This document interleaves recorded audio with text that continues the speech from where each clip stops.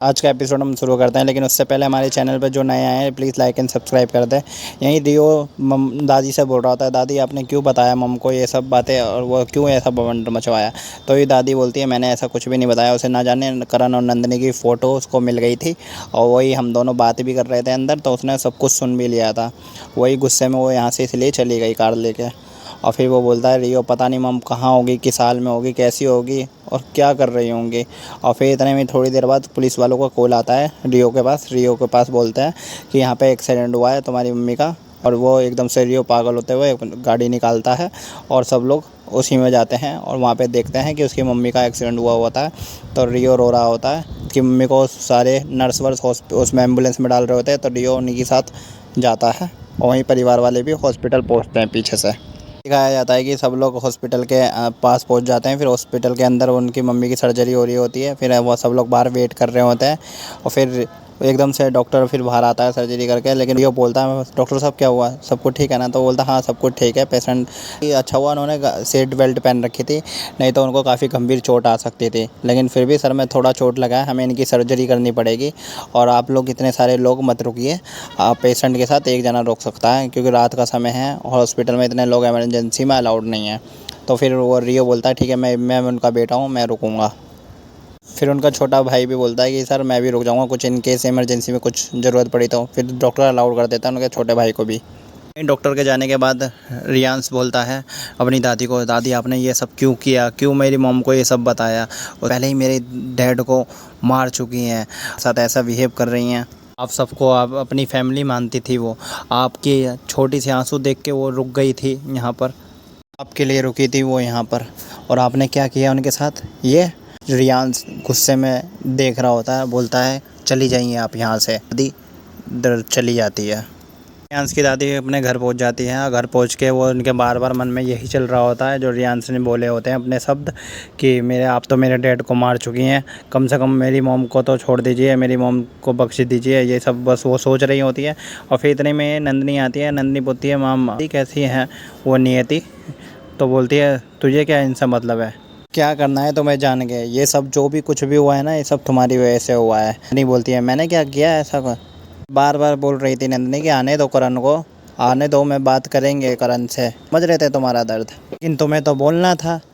माँ ये बात आप बोल रही हैं, आप बोल रही हैं, आप वो जानती है वो औरत वो बार बार मेरे पति को अपना पति बोल रही है, अपने बच्चे का बाप बता रही है, ये सब बोल रही हैं। अरे उसे बोलने दो, उसके बोलने से क्या होता है, वो बीमार है, वो इसलिए बोलते हैं, हम जानते हैं, तुम जानते हो, वो तब ये बार बार बोलती है। और तुमने क्या किया है इसके साथ, सब जानता है कि वो तुम्हारा पति है, समाज जानता है, हम लोग जानते हैं, मैं जानती हूँ, तब भी आपको पता था कि करण तुम्हारा पति है। अरे वो बीमार है नंदिनी, हमें सब समझ आती है, आने दो करण को, हम बात करेंगे। लेकिन नहीं, तुम्हें सुनना नहीं था। तो क्या करूँ बोलती है, क्या करूँ मैं, करण उसके कमरे में रह रहा है और मैं सब देखती रहूँ, ये बीवी हूँ। तो यही इतने में दादी बोलती है मैं उसकी माँ हूँ, करण की और अंश की, मैं भी तो ये सब जानती हूँ।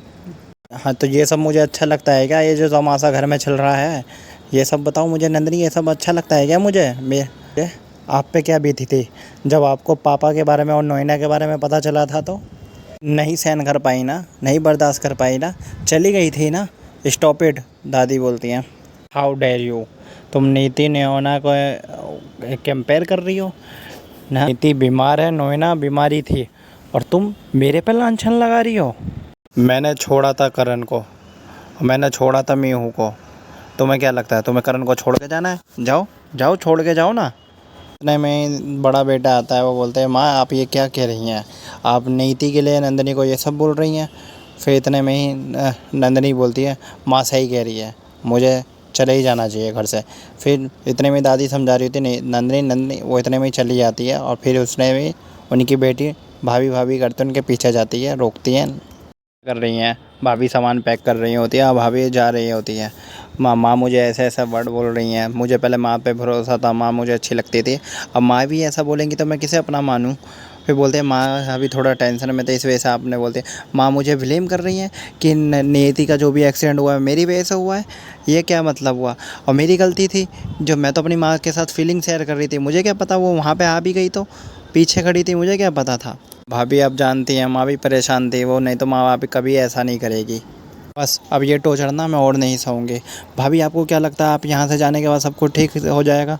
भाभी और सब कुछ बिखर जाएगा। आप क्यों नहीं समझ रही हैं? मायरा के बारे में सोचिए ना, अपने पास्ट के बारे में सोचिए। करण भैया का क्या होगा? भाभी हम सब आपसे जुड़े हैं, वो सब टूट जाएंगे नहीं तो, हम सब आपसे जुड़े हैं। भाभी अभी नहीं थी जी, ऐसी ज़िंदगी जी रहे हैं जो झूठ को सच समझ के जी रही हैं। और भाभी आप सच को झूठ समझ के जाना चाहती हैं।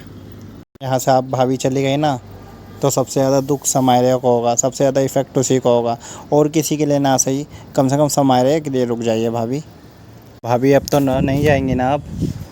नंदिनी बोलती है, मैं एक पत्नी हूँ और एक माँ भी हूँ, लेकिन अपने बच्चों के लिए लेकिन ये सब नहीं करूँगी, मैं नहीं जाऊँगी। रोते रोते बोलती है नंदिनी, मैं नहीं जाऊँगी।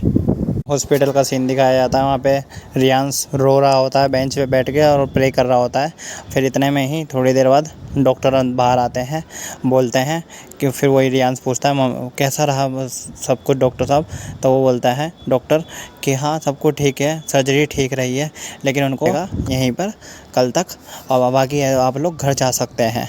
लेकिन फिर वही रियांश बोलता है कि नहीं मैं रुकूँगा, और उसको अपने छोटे भाई को कहता है तू घर जा। वो कहता नहीं तू कैसे अकेला रहेगा, मैं तेरे साथ ही रुक जाता हूँ। कहता नहीं तू जा, घर पर बोल दे सबको कि माँ ठीक है, अब मैं यहाँ पे रुक जाता हूँ माँ के साथ। वैष्णवी वही उस घटना के बारे में बात कर रहे होते हैं। फिर बोलता है हमें भी हॉस्पिटल जाना चाहिए। फिर वही बोलता है अंश कि मैं कल तुम्हें पिकअप करना आता हूँ। फिर वैष्णवी बोलती है नहीं नहीं तुम उल्टा मत आओ, सीधा हम दोनों हॉस्पिटल में ही मिलते हैं। फिर बोलते हैं ठीक है ओके। वैष्णवी हॉस्पिटल पहुंच जाती है। वो फ़ोन पे बात करते करते बोलती है हाँ किधर आना है? लॉबी में आना है। लॉबी में जैसे ही जाने लगती है तो एक नर्स आती है सामने से और वैष्णवी से थोड़ा टकरा जाती है, तो उसके पैर में लग जाती है वैष्णवी के और वो गिर जाती है। वहीं पे रियांश थोड़ी देर पे पानी पी रहा होता है और हेल्प करने की मदद से आता है, कहता है तुम यहाँ पे भी? और फिर वो रियांश बोलता है अच्छा हुआ मैं तुम थोड़े दूर पे था, नहीं तो तुम इसका भी ब्लेम मेरे पे करती कि हमेशा तुम यहाँ पे कहीं ना कहीं गिरती पड़ती ही रहती हो। और फिर रियांश उसकी मदद करके उठाता है। वैष्णवी चल नहीं पा रही होती है। फिर रियांश को कुछ समझ में नहीं आता, रियांश उसे उठा लेता है। फिर वैष्णवी बोलती है तुम थक जाओगे, कहते हैं तुम बेबी छोटी बच्ची की तरह हो। फिर उठा के वो वैष्णवी को हॉल में रख देता है, सोफे पे बिठा देता है। इतने में यही सब आते हुए अंश देख लेता है। अंश आते ही फिर उससे बोलता है रियांश से कि तू ये सब क्या कर रहा था, तूने वैष्णवी को कैसे उठाया? और फिर वही रियांश अंश को भी वैसे ही उठा के दिखा देता है, मैंने ऐसे उठाया। तो यही वैष्णवी हंसने लग जाती है और फिर अंश बोलता है मुझे नीचे रखो नीचे रखो। और फिर बोलता है लेकिन तू दूर रहे वैष्णवी से। अंश बोलता है तू पागल हो गया है क्या? ये मेरे टाइप की नहीं है और ये मतलब की भी नहीं है और ये मेरे हाइट की भी नहीं है। ये तेरे लिए ही बढ़िया है। और सुन, इसे मेडिकल की ज़रूरत है और इसे नर्स की भी ज़रूरत है। और इतना ही कह के रियांश वहाँ से निकल जाता है। वैष्णवी बोलती है पार्थ में सच में अच्छी नहीं दिखती क्या? फिर पार्थ बोलता है तुम रुको, ठीक है रुको, तुम इसकी बात पे यकीन मत करो और रुको मैं देख के आता हूँ डॉक्टर को। इधर रियांश बाहर बैठ के वेट कर रहा होता है अपनी मम्मी का और हॉस्पिटल से डिस्चार्ज होने का। और इतने में इसकी दादी आती हैं। दादी आके टिफ़िन उसके आगे रख देती हैं। तो फिर रियांश बोलता है टिफ़िन, लेकिन हॉस्पिटल में अलाउड नहीं है बाहर का खाना। तो बोलिए तुम्हारे नहीं है, तुम्हारे लिए है।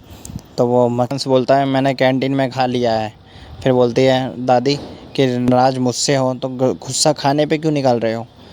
फिर रियांश बोलता है ये सब नहीं होना चाहिए था, कुछ भी हुआ गलत हुआ। फिर दादी बोलती है मैं मानती हूँ ये सब गलत हुआ, लेकिन कोई भी तुम्हारी जानबूझ के तुम्हारी माँ को हर्ट करना नहीं चाहता था।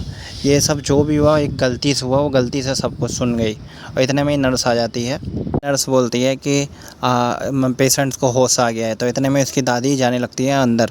बोलता है रियांश आप रुक जाइए, आप नहीं जाएंगे, पहले मैं जाऊंगा।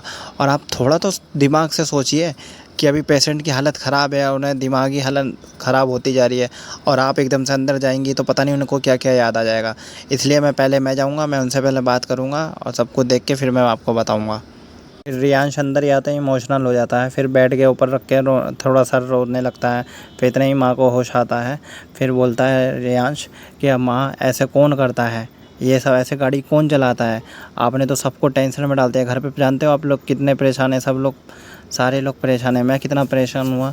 फिर वो बोलता है सब लोग परेशान, रुको मैं अब करण पापा को भी फ़ोन करके बोल देता हूँ, वो भी बहुत टेंशन में थे। फिर उसकी माँ बोलती है करण? करण कौन? तेरे पापा अंश विरानी है। अंश मनी मन में बोल रहा होता है, लगता है माम को सारा पास्ट याद आ गया है। में उसकी दादी अंदर आ जाती हैं, अगले एपिसोड में दिखाया जाता है। रियांश बोलता है कि आप दादी अंदर क्यों आ गई? फिर वो बोलता है उसकी दादी बोलती है मुश्किल वक्त में अपने अपनों को साथ नहीं छोड़ा जाता है।